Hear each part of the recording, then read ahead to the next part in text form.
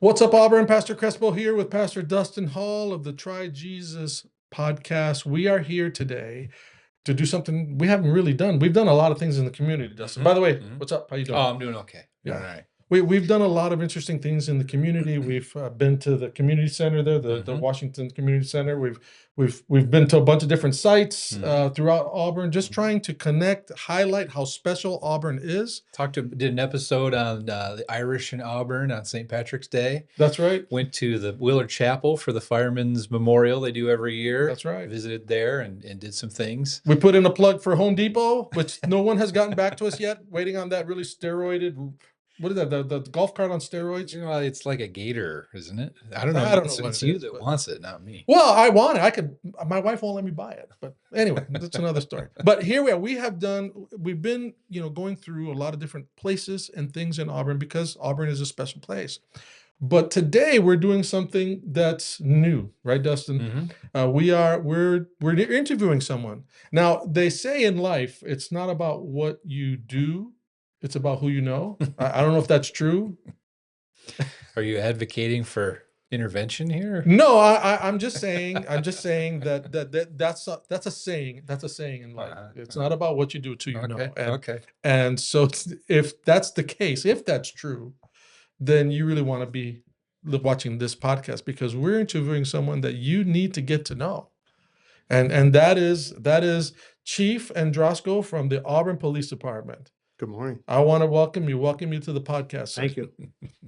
Now, I know that you're very busy, and the things that you deal with impact all of our citizens' lives. And so thank you for taking the time to come here and be with us. Thank you for the invite. Dustin, what are we doing with the interview now that we have him here? Where are we going? Well, we want to get to know him. He's fairly new to the job. And we want to hear a little bit more about your story and your journey in law enforcement, talk about some of the stuff that's going on in Auburn. And I know you've got a lot of great things that you're doing in the community and some plans to help. So thank you for being here. Really appreciate it. Well, why don't we get started?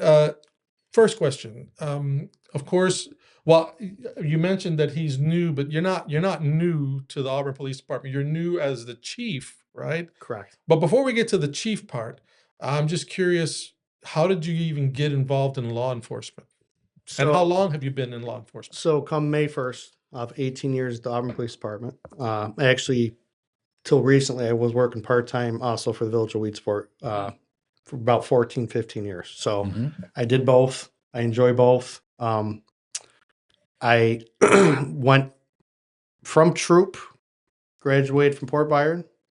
From Port Byron, I went to CCC, got my associates there, went on to SUNY Oswego, and got my bachelor's there. I've grown up in Keuka County my whole life, lived in Keuka County my whole life. I consider Keuka County and Auburn as a whole as a one because we shop here, we get our food here, we get our groceries here, we get our gas here. It's a hub. It's a hub. The majority of the population's here in the county. I've got family here that lives here. My mother lives inside the city. My aunts, my uncles, so where my parents grew up. So very familiar with it, very familiar with the residents here and the citizens. And just, to me, we're all one whole group and family. So you've been working for the police department here for 18 years? Now, I know that when we had spoken before, you'd mentioned that law enforcement was not your first career choice, that you wanted to become something else. Can you talk a little bit about that? So the first thing I wanted to do was become an attorney. I was going to college for it, went to criminal justice program, whatnot, started out there. I'm like, oh, yeah, I can do this. This is pretty cool. And then my cousin, who works for the police department, he's a sergeant here, Sergeant Gilfus, he said, why don't you come do a ride-along? I'm like, all right, yeah, okay, we'll see how this goes. So I do a ride-along, go with him. We go on a complaint down near Wall and Van Anden, in that area in State Street. And they were looking for a suspect.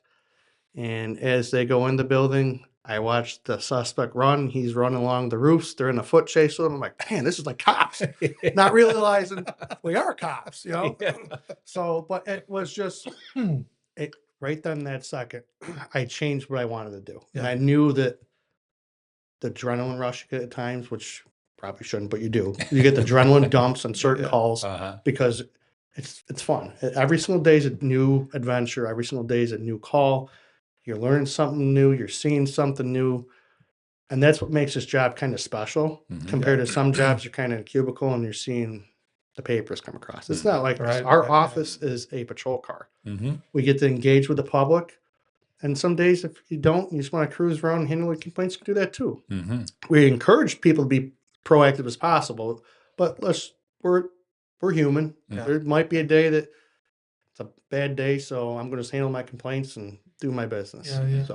But yeah, it's right then and there, that second, I knew that I wanted to be a police officer, and I actually knew I wanted to work here because prior to here, so this was like 2006-ish, I applied to multiple different agencies, actually out of state. I actually got offered a job by the Uniform Division of Secret Service, turned that down. I didn't want to live in Washington, D.C. making $50,000. You're probably going to have to get 2 to 3 jobs at that point. But I also got offered a job at Virginia Beach. And I was waiting for this job to come, and I was supposed to move down to Virginia Beach within 3 weeks, and they finally offered me the position here.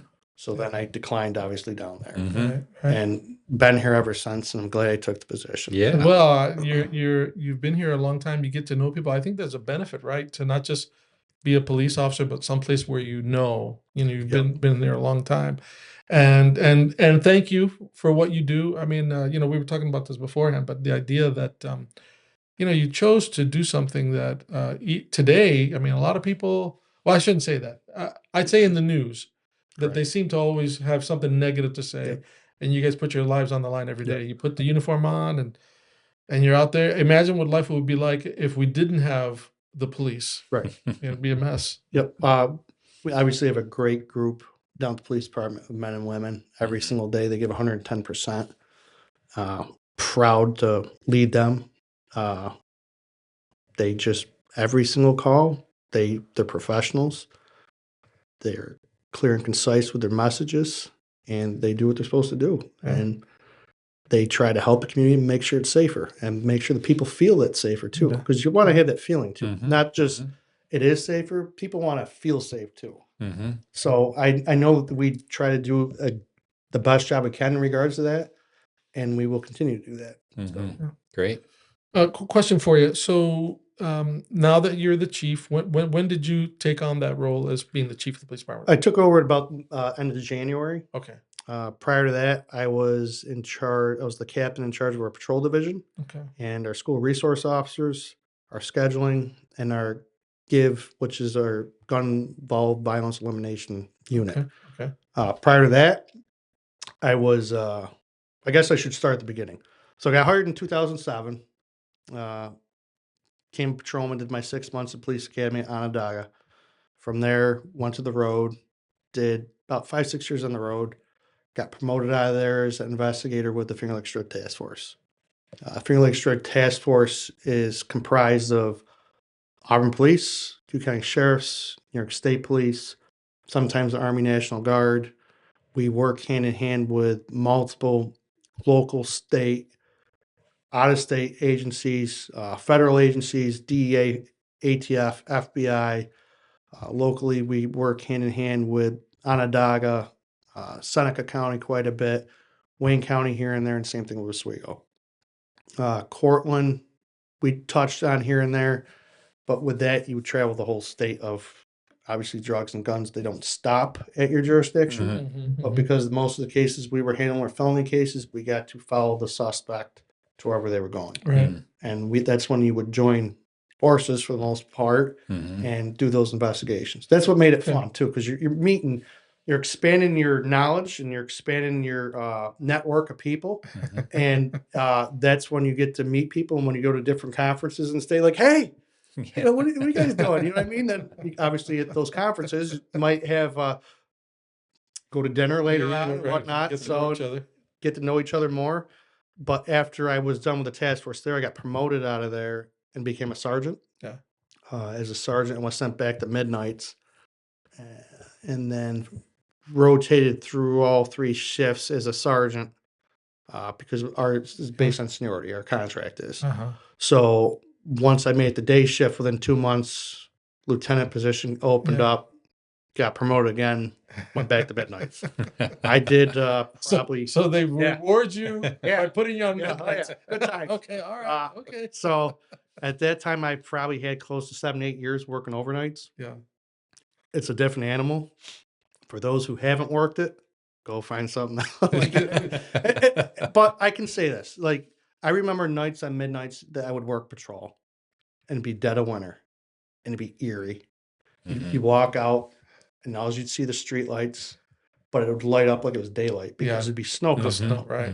And you just hear your feet crunching in the snow, Mhm. and it'd be dead cold, and you're seeing your own breath, and you're like, "Is there anybody even awake right now?" Like, you know what I mean? But that you would get out, and it's just like stuff like that, or it'd be 5 o'clock in the morning. You go to the someplace and go watch the sunrise. Mhm. Not a lot of people get to do that. Yeah. So midnights does have its kind of quirks and benefits, Yeah. Yeah. and it's a different animal and different ball game because, as my grandfather used to say, nothing good happens after midnight. That's what I tell my kids. So, That's what I tell my we children. do see a lot of crime Yeah. after midnight, Mhm, and a lot of mhm. violent crime, Yeah. and it just escalates at times to probably some of the worst calls that you see in your career. Mm. So pretty violent calls after midnight, or I would say between 9 p.m. and Right. we'll say 6 o'clock in the morning. Mhm. So you've been, I mean, in terms Yep. of you've been soup to nuts through that whole department. Yep. And then after the shift commander on midnights, they asked me if I wanted to run the drug task force. So then I got promoted out of there and went and ran the drug task And guess force. what shift you got? I got the pick. Oh, You know what I mean? That's the thing with the task force too, is that obviously you're doing different hours. I just figured. So, they yeah, were no, merging not once back again at with midnights, no. midnight shift. No. So that was good. You get to show up this to work with shorts and t-shirt on, full blown beard or long hair. I don't have long hair, but the other guy obviously may or may not have a man bun, but I couldn't have long hair. I wish I had long hair. Obviously, there's a problem. I don't have long hair, but but it was a lot of fun down Yeah, there. yeah. I had a lot of good partners, as I would Yeah. call them, that we worked a lot of good cases. The stuff that we saw was shocking. Like we don't realize that you hear the word cartel Mm. and you associate it with the southern border. Mhm. Well, they're here. Mm. They are here in central New York. Wow. The one case we had was tied from here across the United States to Bakersfield, California, Oh wow. and then from Bakersfield to San Luis, Mexico. Wow. So Mhm. they're here, yeah. and it's scary. And most people live in their bubble, and they don't realize that, Mhm. Yeah. but they're here. And Wow. it was a very interesting case. And I told the guys then, I go, we'll probably never see something like this in our jurisdiction, hopefully. Mhm. But enjoy it because it was a lot of fun. And I hope that they took it in at that moment. Like you hear people in sporting events, you got to be able to take it in that moment. I go, this is our moment. I go, I know it's a case and it's an investigation, but as cops, this is probably one of the pinnacles of your career right here. Yeah. In Yeah. this investigation. Yeah. So Wow. So just I have two questions. I know Dustin yes was all, but so in taking the role as chief, of course, you now you're doing more administration. What would you say was the biggest surprise of that job that may be, like, wow, what was the biggest surprise of the job? Or was there? Maybe you were. I don't know if there really was because Okay. Chief Slayton kind of set some of us up going forward of trying to have that progression. That way there isn't like a gap. Mhm. So the duties he gave me, I had well knowledge, well versed, and well rounded with the police department. But then he gave me other duties that I really didn't hold. So the only duty I really haven't been in is our detective bureau. Mm. Always wanted to be. Mhm. It was always one of my goals was to make a detective, Yeah, but then I got promoted. So Mhm. Mhm. actually the rank of sergeant's higher than our detective. So, Mhm. but in regards to that, the pace was it's as about the same as a captain, or at least the captain position I was in. And the people that I see, about the same amount of people. The meetings, that's about it. That's probably increased substantially. Mhm, Yeah. mhm. Is meetings. Besides that, the pace, the hours, about the same. So do you get involved in cases as you did before as the chief, or do they come just report to you back? So they report to me back. I might have some input because just the knowledge I have in regards to certain stuff. I wouldn't say all the stuff because there's some stuff I have no idea. I rely on Right. some of the officers who have Yeah, sure. expertise in their areas. And I think that's a good thing. If somebody says they know everything, that's a problem. Like, you know what I mean? That's Yeah. not true in our profession. If somebody says oh, I know everything, well, Yeah. somebody should be Yeah. questioning that individual. I, There's no way. I think in any profession. That's Yeah. right. Like, but overall, like if you have a good base and a good sound from the bottom to the top, you can make good decisions and whatnot. So Wonderful, wonderful. but yeah, there's different times we'll have input. At this moment, I would say in my career, it's more of theories. So, or different ideas of implementing different strategies and then watching them either evolve, hopefully, and be successful. But if they don't, then obviously we have Yeah. to change direction and figure out something else. Yeah. We do have multiple grants that we work with. The GIVE grant, which I mentioned, that's a violence grant that was given state awarded by us. But we're also here soon, hopefully getting awarded the STRIVE grant, which is a domestic violence grant. Both of those are based off of evidence-based policing, which is going to be analytics. So that's why we're trying to hire a data analyst.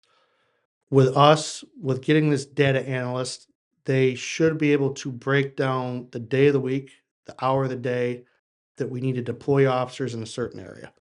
So that should assist us we're short, we're not fully staffed, but that should assist us of being able to use what resources we have and get the most bang for our buck. In regards to that, we have probably been looking at some software, hoping to implement that will assist us with hotspot policing too. And hotspot policing is if there's a particular area inside the city that either has a issue or is causing some issues, maybe there's a troubled house that's either a drug house or just making a lot of noise, a lot of street parties and stuff like that.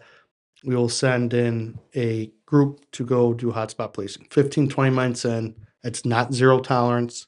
The goal overall is to gather intel and build relations with the people in that area, figure out the problem, resolve the problem, and that way it's eliminated. That's what we're hoping also to teach across the board here at the police department, evidence-based policing and hotspot policing to all the patrolmen. That way everybody understands and the buy-ins there and whatnot. Do I think the buy-ins there are ready because a lot of them are doing it with GIVE? Yes. I think because they're on details out doing it, that's getting the ones who aren't on that unit.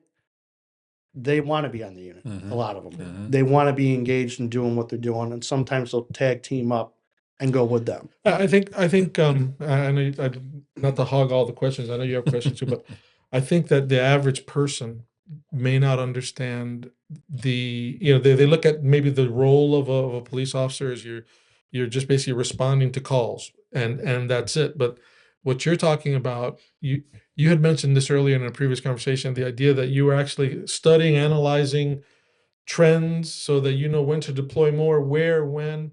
So it's kind of like smart policing. And that type of technology and planning is not something that the average person even thinks about. That's not even in their mind. So in the past, there was a group of us that all came up with each other. We would hit certain areas of the city just because it was a gut feeling that been seeing this house really busy at certain hours. Well, now we have the evidence to back it up. And people nowadays tend to question everything. They want an answer of why is it like that? Well, here's the answer. Yeah. So now we can actually give it to them because we do have a lot of the information siloed in our records and our report writing system. Not only is it going to help us, it's going to make the community safer. It should save the taxpayers money because we should be able to deploy and go to those areas that need attention and hit the right times and the right days of the week. I know a lot of people laugh when I say this, but everyone's probably thinking it's a Friday or Saturday. Usually it's a Tuesday. Oh, really? And What? yeah. So Tuesday afternoons, for whatever reason, have demonstrated that Okay. they're one of the busiest days of the week for us. Okay. We need haven't to figured out know the that. answer why, but we do know we've always felt that way because of the call volume. But now we can look and say, yes, the call volume is there Tuesdays. to back it up. Mm. So Wow. obviously Friday and Saturday nights are usually a busy night for us anyways, Mhm. just because of people off at work, Mhm. events going on, stuff like that. Yeah. But we try to have as much staffing as we can. Like I said, we're short at the police department right now. What are we? Four short on paper, 5 in the academy. So the 5 in the academy don't count To the as show. manpower until So you're short 9.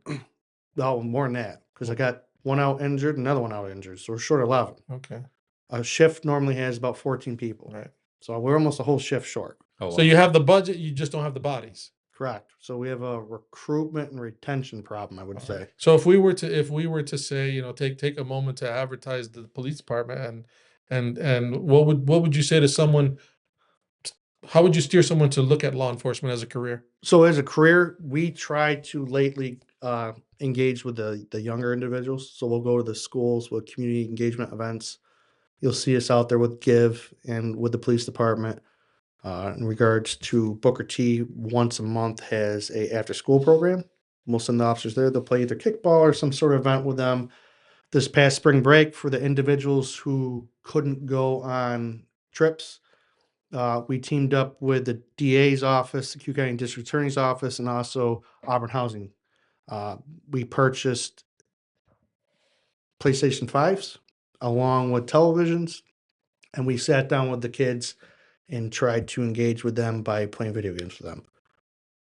Didn't work out so well for some of the officers. Some of the officers clearly have some Madden skills that we're like, can you ease up on that kid right there a little bit? So I go, I'm going to call you Johnny Lawrence. You watch Cobra Kai too much. Mercy. No mercy. Okay. Yeah. So I go, you could have eased up just a little bit. I go, it was like 45-12, the score was. I go, but they had a good time, you know, Yeah, and yeah. we're hoping we can build upon that and expand upon that. Yeah. So you're not playing Call of Duty, you're playing sports then. No, we didn't buy any violence games, Mhm. but the group that we pick obviously Yeah. is into video games. It's Yeah, a yeah. generation. I am too, so Yeah, I'll yeah. admit to that. I think that's one thing that might be I'm different than some chiefs. I still have like that childish sense of humor at Yeah, times yeah. and can kind of relate at times because of my hobbies, video Mhm. games. I like drones. I was one of the ones that did a lot of the research and development for our drone unit. I've turned that hat over to the captain and also Oh, Officer Jake White, who's doing a phenomenal job with that. FPV drones, that's my thing. But That- yeah, that so build up, we crash got them. 2 of them. Right. DJI Avadas. Yeah, I build So- them, crash them, race Yep, them, crash them again. we have, so going just in the drone program, we have a really big one. It's almost the size of this table. Yeah. That was the first one we bought.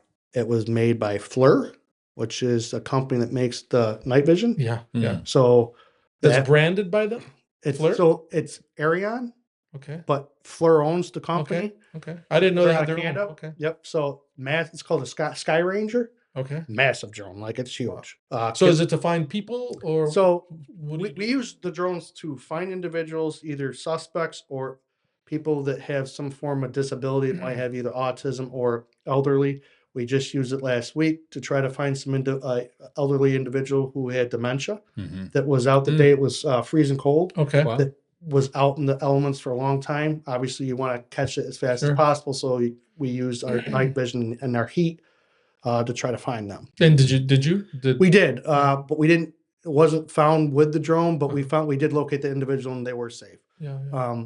We also used the drone to overlook events, parades, and different events. Very nice. We used it Yeah. also to take photos during the floods that we had. Yeah. I think it was a couple years ago. We had to go the waterways. Mm. We actually had a incident over on Cuba Lake that we assisted the fire department over there and flew the drone out to see if there's somebody out on a raft they thought was out in the lake. Wow. So we assisted them because the county drones weren't available at that time. Wow.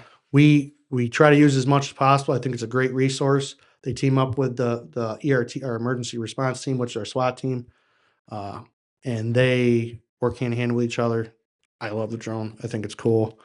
I don't think you can ever have enough. But obviously, there's an expense with that. You got to come to my house, man. Yep. So we do have different specialized units at the police department. I think that's one way to recruit these kids. Yeah, technology. Stuff like that, Mhm. technology. So we got drones. We have our emergency response team. Kids love watching SWAT. They think it's cool. Mhm. Dress up in the gear. I did 4 years on SWAT way back when. Had a good time there.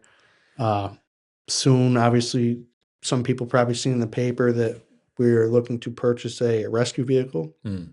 Regards to armored vehicle to assist our ERT team in regards to different stuff, but it's also assist the citizens if there's ever a natural disaster. Mhm. Obviously, living in upstate New York, it could snow probably here in like 3 hours. Yeah. Or we could end up with a snowstorm. So, but people do get stuck. Yeah. Look at Buffalo. We had a lot of deaths a couple years back in Buffalo where that snowstorm hit so fast and hard that people got stuck out in the cars and stuff. This thing should be able to make it through the snow. And we'd be able to extract them and bring them to safety. Wow. So this isn't just for what the majority of it would be obviously emergency responses for us of high risk search warrants, high risk arrest warrants, and stuff like that. But there is another aspect of natural disaster Mhm. and recruitment. Yeah. People see a truck like that, at least some people, I shouldn't say everybody, they're like, oh, that's cool. Well, that's what I was just going to say is you've mentioned all these aspects of policing that people don't often think about and recruitment. So speak a little, tell us clearly how many officers you're short and how, if somebody's interested, how they can So, reach out. At the moment, we're short 4. We're expecting probably 2 more vacancies by within 1 year. Mhm. We'll phrase it that way.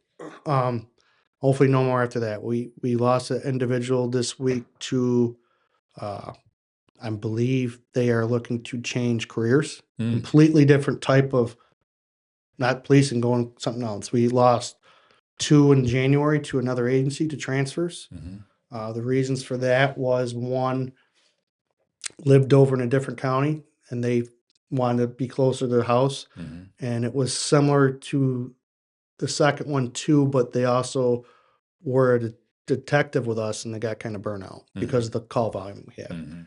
And that's just short because we're short in the detective bureau too.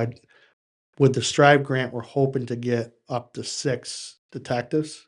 They hold a caseload of probably around 30 to 40 cases. Mhm. Wow. If you look at the Q County sheriffs and state police, they kind of hover between 10 and 20 cases. So we almost double their caseload per Wow. detective. And that's honestly how the call volume goes in general. We usually have roughly 30,000 calls. They usually hover around between, I'm guessing, 10 and 15. Mhm. So, and it's been like that for years. So they would call the department if they're interested in getting So started? they can or- call the department. They will have to take a civil service exam at the moment. The next civil service exam will be given in the fall. We will probably do announcements July-ish. If people want to look at our Facebook page, our Instagram page, we'll be doing announcements on that. We're trying to go to different schools in regards to that, try to do some recruitment there, like Mhm. we used to at the colleges and the high schools here locally. If you notice, a lot of the individuals at the police department are people from Cuba County, whether they went to Wheatsport or Port Byron and Union Springs or Moravia or Auburn. I don't know if we have anybody from Cato. That one I don't know if we have. What is there an age, like a requirement between what, 18, 35 or what's that? So they're allowed to get hired around 19 and a half, 20. And I think it's 20. And by the time they graduate, sometimes they're not allowed to carry a gun. We've had that happen. Well, Wow. we have them leave it there and they're not allowed to go have a alcoholic beverage after Mhm. duty. So because they're that young. Yeah. And we have right now one that was on the street that just turned 21, and we have 3 in the academy that are 20 years old. Mm. Which some aspects it's a bad thing, and some aspects it's a good thing. Good things is you can mold them the way you want them. Yeah. Can train them the way you need to. The bad parts is they have no life experience. And that's the thing at the police department that we're learning is, yeah, we're teaching them how to be police officers, but we're teaching them how to be grown men and women too, because of their age. They haven't dealt with life experiences compared to some, whether it's having children or having a spouse or financial stuff of purchasing a house or a vehicle or how to save, have a 401k. Mm. We have all these discussions the supervisors do with all these officers. people don't realize this. We're kind of mentors Yeah. to these individuals, and we're teachers. We guide. I know that we're considered their supervisors and their bosses, but it's changed, and it's way more than I think it used to be. And I think it's because of the age difference that we've been hiring, and I think it's just this generation in general. Yeah. Mhm. Yeah. Compared to, I guess, ours. Right. Yeah. Right. Yeah. So I know I want to shift gears a little bit. When we were talking before, you were talking a lot about, and I've seen the social media posts, at Booker T and out in the community a little bit more. You're talking about more community-based type policing. Can you talk about the philosophy behind that and why you're passionate about that? So I think in order to move forward as a whole, we have to have buy-in in the community too, because they obviously have to see us in a good light. That's not going to work out well. We have certain cases that got to get solved. In order to solve those cases, we need assistance from the public. In order to get that assistance from the public, we have to have good relations with the public. To have good relations with the public, we have to do with these events. So it comes full circle. I think our people have enjoyed it.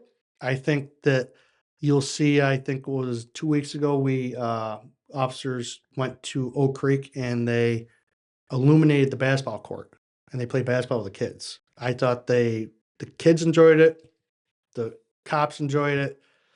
Maybe we should stick to our day job. Didn't look like we were doing the best at scoring the baskets, but they were doing what they were supposed to be doing. Yeah. And we didn't ask them to go do this. These Yeah. officers took it upon themselves to do this. They weren't ordered by a supervisor to go down there and do this. At times, do we order them on details to go to certain areas? Yes. This time they didn't. Yeah. So this shows me the buy-in's there, that we are moving forward in a direction that we should be. And I think that with that happening, I think that us and the community will be coming together closer. Yeah. And that we call it building the blocks, because we know at some point something serious is going to happen and we're going to need the support from the community. Yeah. And maybe some of those blocks get knocked out or knocked down, but hopefully we have enough built up that we didn't knock down the whole foundation that we built. Yeah. So we use a lot of the grant money to do these community engagement events. I know that we have a couple in mind going forward. Lieutenant Dale is in charge of GIVE now. He's looking at possibly setting up something with the T-ball and the local baseball teams here soon. So hopefully we can get that out there. We're going to be hopefully going to different areas of the city with the ice cream truck this summer for the kids, popping in and out, seeing if they want an ice cream cone and whatnot. Free ice cream, Yeah, obviously yeah. we'd flip the bill and go from there. Can I ask, then not to cut you off, sorry, I was just curious, you're talking about your officers and trying to train them, with the, I don't want to be political, but it seems like you seem to hear a negative bias towards law enforcement. And you hear about the impact that it has on cops. Yes. So I'm just curious, in your department here, has it had an impact as what we're hearing maybe on a nationwide level? And if you're doing training and you're trying to help them not just be police officers, but be adults, is there anything, what can you do to help people deal with that when they have this stigma against to answer the one question, yes, it's affected them. Yes. Does it upset them that sometimes, and I'll say it's the media, I wouldn't say it's citizens, because I don't think it's the majority of citizens, it's the media trying to sell whatever they're trying to sell. So it does frustrate us at times, because we do think 99% of the time, as a whole, across the country, we're doing what we're supposed to be doing. Obviously, in any profession, you do have those individuals that aren't upstanding in their profession. But as police officers, we get probably even more irritated than the citizen does, because it makes our job way more difficult. Yeah. And it irritates us. It's the same thing Because we as are the held to a ministry. higher Yep. standard. We're here and we expect to be way up here. And if you're way down here doing stuff you're not supposed to be doing, we're gonna be the first ones to go, hey. Yeah. Because you make us all look bad. Yes, Right. make us look bad. We don't want that. How to change that is we've been sending people, our whole department was trained recently on procedural justice. So it teaches us empathy, respect, how to communicate with people, has implicit bias portion of it. We do send people implicit bias training. Also, on top of that, we also in that training, there's a wellness program. That's probably a part that we're lacking in our department, is because there's a lot of mental health issues in our profession right now. Mm-hmm. Suicide rate is way higher than it should be, Mm-hmm. and I don't think the public is aware of that. Mm-hmm. So we're trying to get to the officers, and it's not just because of the media. We see stuff that normal citizens should not see. Yeah. We go to critical events day in, day out. I would say, I'm sure there's statistics out there that show people maybe see 3 or 4 their whole life. These guys and girls are seeing it almost within one rotation of their 4 days. Wow. Mm-hmm. So it wears on you after a while. You can get numb. Numb. Yeah. Cynical. Hardened. Those are the words that come to mind just off the top of my head. We took this job to change things for the better and to make people safe. After a while, I think the issue is we deal with probably 5 or 6% of the population, 94% of the time, because I think those are the stats for the people committing crime out there. And it's the same people that we notice, anyways, in our profession, that it's the same ones. Mm-hmm. So you get kind of irritated. Yeah. Not realizing that the other 94% out there that we don't deal with support us. Mm-hmm. Yeah. So we deal with a small group that, for whatever reason, either don't want to be told what to do. Unfortunately, that's our job. Mm-hmm. We are here to enforce law, make people safe, and make sure we're progressing the community and society in a good way. Some of these individuals, there's certain group of people out there. I wouldn't say group, but there's certain individuals in life. They're just bad people. Mm-hmm. And I'm not saying it's a very, very small percentage, Mm-hmm. very small, Mm-hmm. but they're there. Mm-hmm.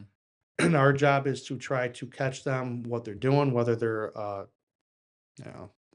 child molester or pedophile, something like that, or somebody that's committed murder, or somebody that's committed arson. The worst of the worst. Yeah, I'm not yeah. talking about somebody who committed petty larceny because they didn't have enough money to get food. Mhm. That's not what I'm talking about. I'm talking about people that did something bad to somebody who has innocence or took somebody's Sure. life without just cause. Mm-hmm. Yeah. Those are the people I'm talking about. Yeah. There's no reason for their actions. Mm-hmm. So that makes us hard in there. Well, I think based the last 2 things we've been talking about here kind of are the solution to the community. Police are part of the community. Yep. We need police. Yep. You live in the community. Yep. You're our neighbors, Yep.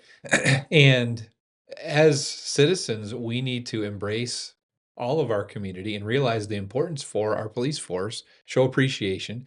And then as you guys are pouring yourselves back into the community as well, that builds relationships. And dynamics have changed in our country quite a bit. People don't realize this. It used to be, even as a pastor, that came along with a certain respect about it, just by the title immediately. I think it was the same with police, fire department, things like that. And it's really changed where if you're a pastor, you're almost, I don't know. People are skeptical of you automatically. Right. Same with police now. So the role of authorities changed. And I don't know. Well, we can kind of know when those things did change. We can look in the past. My thing is, how do we move it forward? Mm-hmm. How do we change it, move it forward to get back to that? Mm-hmm. It's going to take a while. Mm-hmm. I think you're talking probably a 10-year gap of where you have a group of age group that doesn't respect anything. You'll see them not opening doors for the elderly, not open the car door for their girlfriend or their spouse on the other side. Mm-hmm. Just not treating people with respect. And it doesn't matter if it's professions. It's just people in general. It's gone away, and I don't know why. Yeah. But I think if everybody came together and just paid it forward a little bit, I think this world will be a better place. You know what I mean? So Yeah, which was why I love the idea of you guys being in the community more and, Yep. and connecting and showing that you're Yep. real people behind the badge, behind the uniform, And, and building those relationships. we are here soon. We took something from Syracuse Police. We'll be diving into that in regards to social media. I'm Mhm. showing certain officers Mm-hmm. and kind of their background or them as a person. Mm-hmm. Mm-hmm.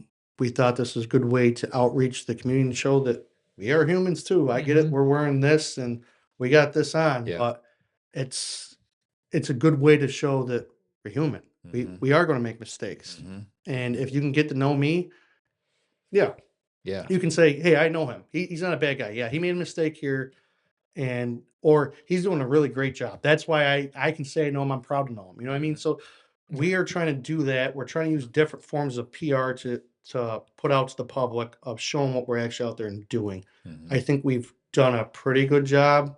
We need to increase it a little bit more. The captain and I have a solution in regards to that. We're going to set up a PIO unit, public information officer unit. The captain and probably myself and the DC and the other captain and the sergeant will be going to PIO school.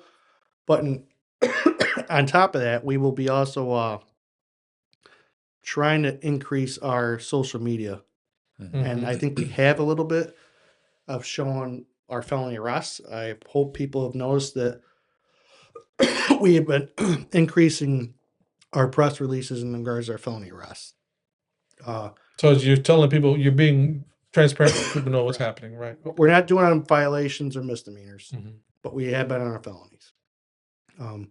We've also obviously been sending out different photos and videos of the officers and different events that we've been at. I think that's increased. We're looking at down the road of possibly with recruitment and also community engagement of going over to Onondaga and checking out this junior police academy they Mhm. host and maybe stealing their idea and doing it here. That'd be great. So we think that'd be a good idea for us. We teamed up with BOCES and kind of going there in regards to hosting it there. Mm-hmm. We talked to Stacy Jones, who's in the CJ program. She'll teach it, whatnot. So we Great. think it'd be good. So we don't want to take up too much time. Excuse me. But I wanted to ask you, you had mentioned the big three issues here, the big three crime issues. I should have had water for them. Can you talk a little bit about what those are? What our citizens should keep their eyes open for when it comes to these? I would say our big three issues are domestic violence, mental health, and addiction. Mm. Sometimes they're all intertwined, sometimes they're not. But we have been given and awarded grant money for obviously domestic violence. The state approached us. We did not approach them. So clearly they're seeing an issue here from a higher level and that they want us to resolve it. Mm-hmm. With that grant, we will be teaming up with our DA's office, the CAC, and CAP. Mm-hmm. The main goal of that is not just enforcement, but to stop the offender from abusing their spouse or their significant other. Mm-hmm. So if it has to go to enforcement, yes, we will do our job. We will enforce it. We will make the arrest when needed. But at times it might not reach that level and they might need assistance from one of the resources that are given through them by either CAC or CAP Mhm. of trying to educate them on how to treat somebody and Mhm. stop them from abusing people. Mm-hmm. Because yes, we'll arrest them and yes, we'll do our job, but then they might come right back out in 5 years and do it again. Yeah. So if we can educate them as, we're not saying if they commit a crime, they're not going to get charged. What we're saying is maybe we go hand in hand as they've been arrested, they get educated too. Mhm. And then that eliminates that after they pay their, Yeah. well, Holistic approach rather Correct. than just correct. So domestic violence, mental health, and Addiction. So we work hand in hand with Nick's Ride for Friends. Mhm. We had a opioid epidemic. We still obviously have an opioid issue, but it was really big in the 2016 to probably 18-ish. Mhm. And we lost a lot of people during that time frame. Saw a lot of people die. Tragedy across the whole city and the county. And we've teamed up with different resources in regards to that. Like I said before, one's Nick's Ride for Friends. They're at Chapel Street here in Auburn. So if you do have an addiction problem, please reach out to them. And there's a number that there's for them. Yeah, we can bring that up. We have that number, I believe. And you can contact them. Mhm. If you don't have their number, if you forget the number, feel free to stop in the police department. We do have literature to give to whoever if they need it, and we can forward you on to them. Mhm. So what do they specifically do? Give you? So you're helping people with addictions, Mhm. but is that like through counseling, or how does that work? So they have different counselors and different individuals there that have gone through the program that will help assist. They're not police officers because sometimes people obviously don't want to talk to the police, Mhm. but we do work hand in hand with them to try to help people and get to the root of the cause. Mhm. Heroin and fentanyl was and probably still is an issue here inside our county and city. It definitely was at that point. Like I said, we lost a lot of individuals. Most of the cases we saw at that point going through the drug task force were opioids of some sort, whether it was pills or Suboxone or heroin or fentanyl. So hopefully we can either arrest the drug dealer and help the person who has an addiction problem. So Mhm. that's the main goal with that. Mhm. Is that now still heroin and fentanyl, the big? I wouldn't say it's as big as it was, but it's still there. At the moment, I would say probably cocaine, crack cocaine are back. Okay. Um, That's surprising to hear. I know I had heard that before, but yep, it's surprising to hear because that's Yep. it's been around for a long yep, time. and it's here, and so we're trying to deal with it as best we can. The task force they do a phenomenal job with the task force. They do obviously drug investigations, but they also do gun investigations. And with Give, they team up with our patrol division, and our patrol division will feed them the intel, and they will start doing the investigations. They're kind of and how I would phrase it, the tip of the spear. Mhm. And so they really dive in and they really go at the individuals. I would safely say we're averaging around a gun a month here for our small city of either seizure through Mhm. investigation. Oh, So that's pretty good. Mhm. When we first got hired, might see a gun for the entire year Mm. seizure Mhm. for the whole PD. Now we're averaging that. You can look at that two ways. Mhm. Whether there's a problem with firearms, or we're just doing a really better job of zeroing in on who we need to zero in probably on. both. You know what I mean? I think it is Yeah. because with our Give details and grant, we have a void list. Yeah. On the void list, it's our violent offenders, the worst, the worst. The main goal there again is either to just have them stop. Okay. And if they don't, then we arrest. Mhm. And there's a letter that's given to them by myself that references the resources that are out there that they can take to stop, to get them jobs, to contact probation, to help assist them, and stuff like that. Mhm. Well, can I ask you a question? Yep. I've been wanting to ask someone in law enforcement this for a long time. So I'm a gun guy. I like shooting. I like the smell of gunpowder Yep. when I Copies. yeah, absolutely. And then but with the issue with guns and violence, the illegal guns, for example, if you're confiscating a weapon from someone who's Mhm. committing a crime, where are those guns coming from? Because is it are they being stolen from legal gun owners, or is there this underground gun So market? all of the above. Most of the people we're arresting are not actual licensed. Right, I Gun figured owners. that. Right. Those individuals usually are in good standing with the public.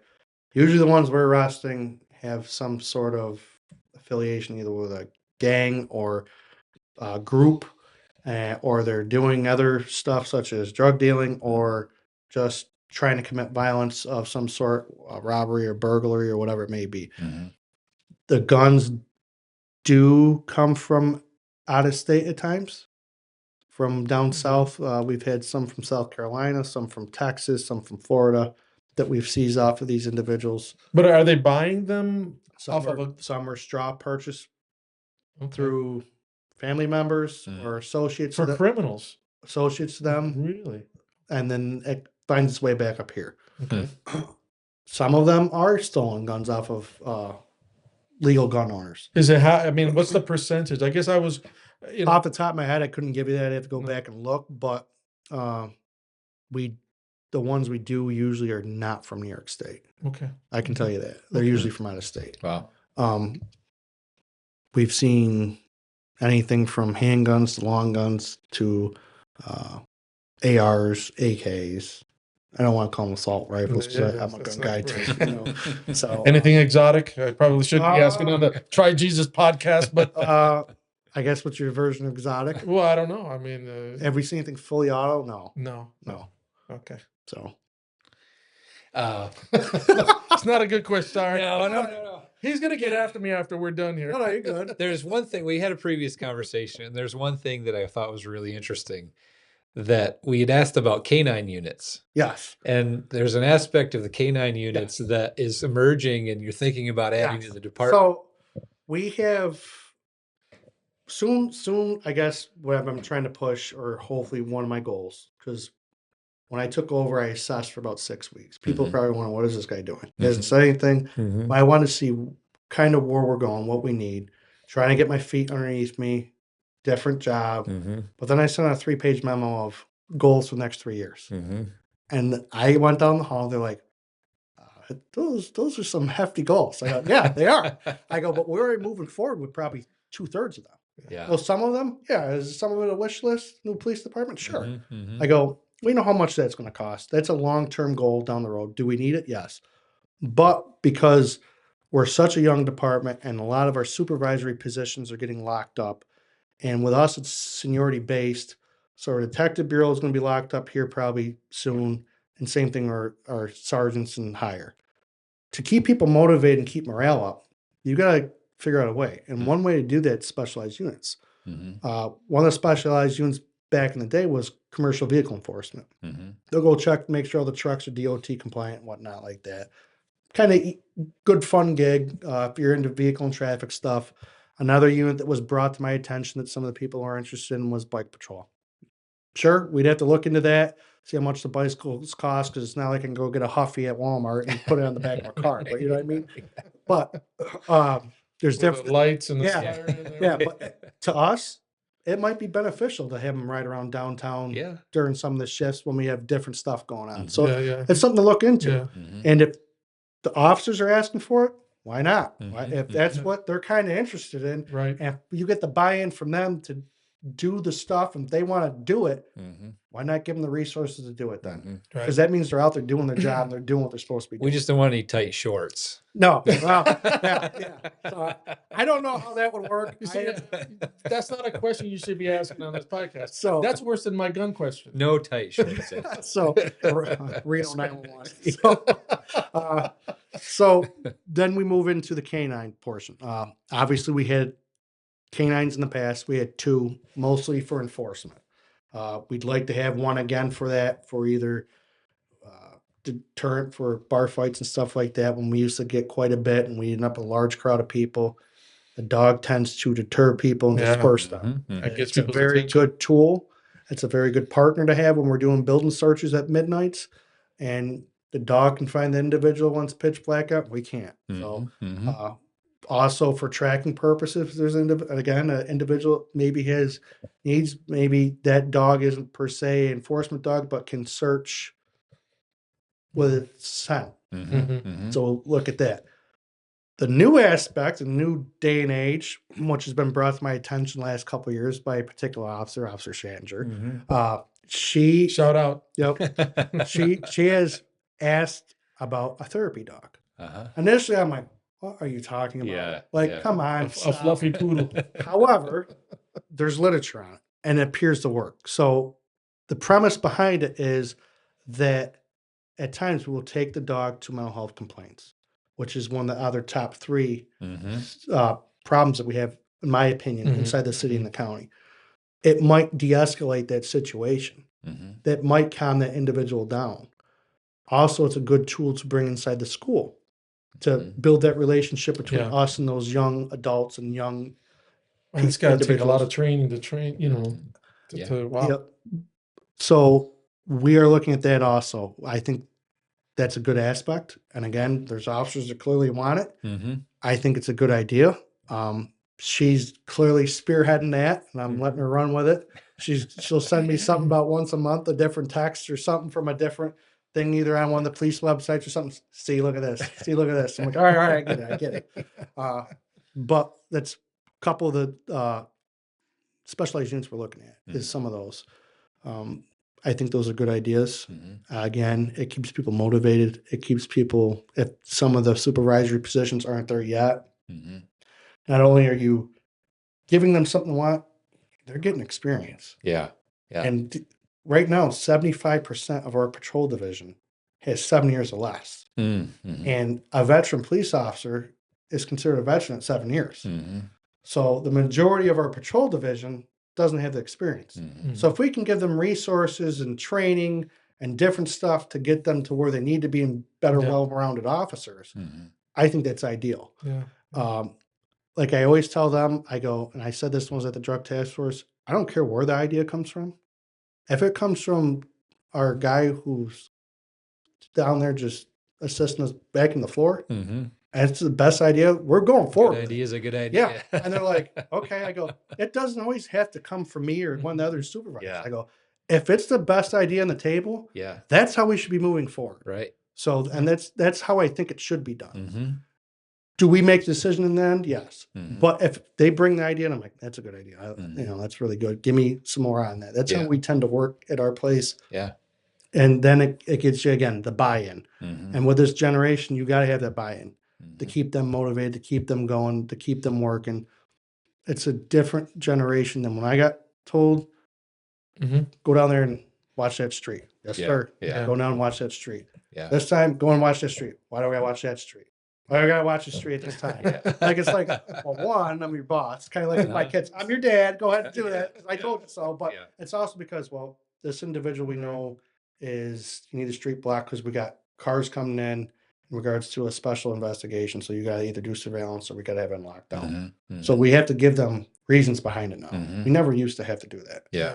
Which it's not a bad thing at times. Right. It's good. They understand, like, when it's really a high intensity or high incident going on, high stressful, you better be just going when I'm telling you. Yeah. We can explain it later. And I'll explain it to you later. Because a lot of times at midnight, we've started this as debrief after critical instances. And they'll get in a round table discussion in a room and they'll hold each other accountable. Whether it's the peer to the supervisor, supervisor to the peer, peer to peer.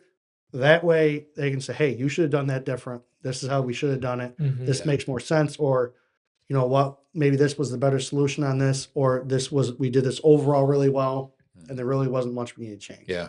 So it educates the inexperienced ones to say, oh, I didn't think of that. Or the ones that maybe had a little bit of a hiccup on it, they can change it next time. And then next time it goes flawless.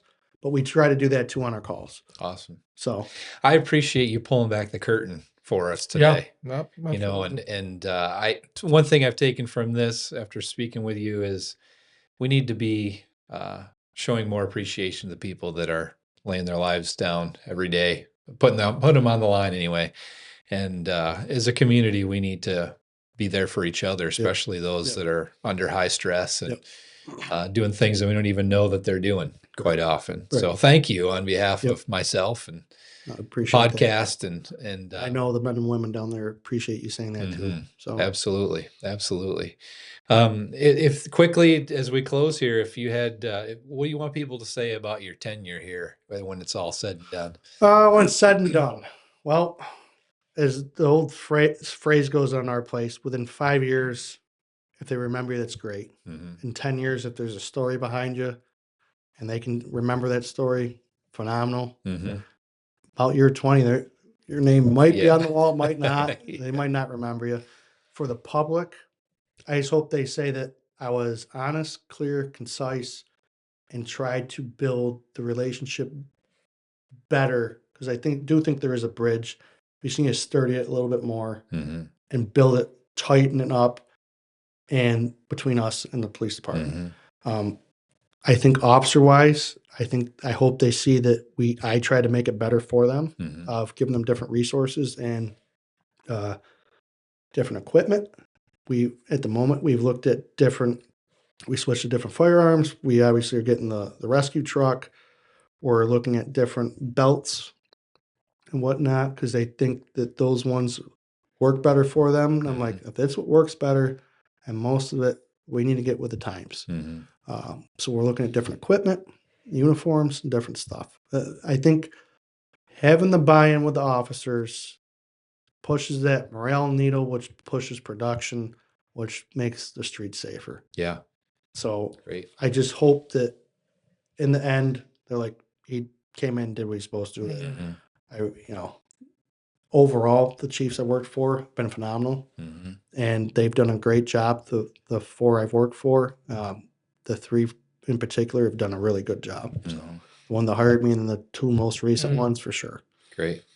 I'm hearing you saying in answer to Dustin's question, it's not about what people say about you. It's if the city's safer, Yeah. then that's Yep. I want to share with you publicly. We shared this with you before, that this church in particular owes a debt of gratitude to the police department. This was before Pastor Dustin came, when our current pastor at the time received a call from the police department that they had apprehended someone who was planning on doing something here. I mean, I don't want to get all detailed, but he wasn't going to do something good. He was going to do something really bad here. And he was stopped by your officers, and they dealt with it, but then they had to inform the pastor. And then I got involved, and we had to talk to the church because it's a scary thing. But it never got to the point. I mean, it was scary after the fact. It never got to the point where there was real danger because your officers handled it. Yep. Somebody made a phone call, your officers responded and dealt with it. So we here owe a debt of gratitude to you, your department.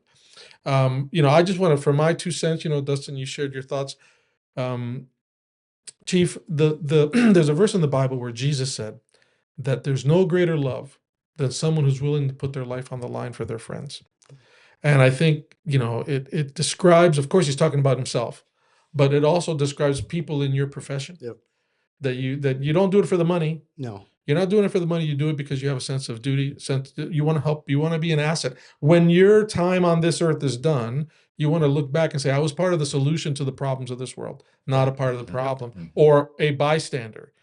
And so you want to be a part of the solution. We thank you for the dedication that you have to the job. Please share that with your officers. Well, they have friends here on this podcast. If you ever need to get the word out, if there's something you want to share. I think the only thing is, I think the officers would love to hear from people the appreciation. Yeah. I know that people do talk about it probably in their households, or might maybe not talk about, but think about it, that we do a good job. It's good that reinforcement, because of the negative media times that they paint us in. I think it's good for people to just say, hey, thank you, or send a letter, or just do a Facebook post to us. Hey, appreciate everything you do. That goes a long way with those officers. They have a wall in the back room, it's not a break room, but the report writing room. And we'll put the thank you notes and stuff up on there from the different individuals in the community so everybody can read it. And I'm like, oh, that's really nice. So I do think that's one request I have from the community is just, if you do think we're doing a good job, express it. And there's different ways to do that. Yeah. So, well, Dustin, is there anything you want to share before we end the podcast? Like, share, subscribe to the channel. That's right. Like, share, subscribe. We want to encourage you. Put the link for the podcast on your own social media feeds. Let people know. Chief, thank you so much. thank you. Enjoyed it. Hopefully we'll never have to call on you to help Dustin out of a ticket. Because I hear he has a lead foot, but You keep coming back to that. No, that's your thing. thank you for being a part of our podcast. We'll see you next time.